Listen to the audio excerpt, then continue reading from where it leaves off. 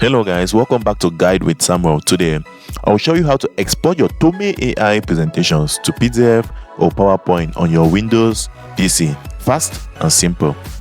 First, open the presentation you want to export in Tome, make a quick final pass, check headlines, remove any extra slides and confirm speaker notes are the way you want them. Next, look for the Share or Export menu, usually at the top right of the editor. Click it to review the export options.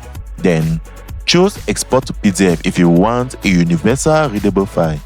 If you need editable slides for PowerPoint, choose Export to PowerPoint. After picking the format, check any boxes shown. For example, include speaker's note if you want your notes inside the export, or high quality images if available to keep visuals crisp. Toggle those according to your need. Now, click Download or Export. Wait a few seconds while Tome prepares the file. When the download finishes, open the file on your PC to confirm everything looks right. Check text alignment, images, and the speaker notes appeared where expected. If you exported the PowerPoint, you can open the PPT in your PowerPoint on Windows to tweak animations, fonts, or slide timings before presenting.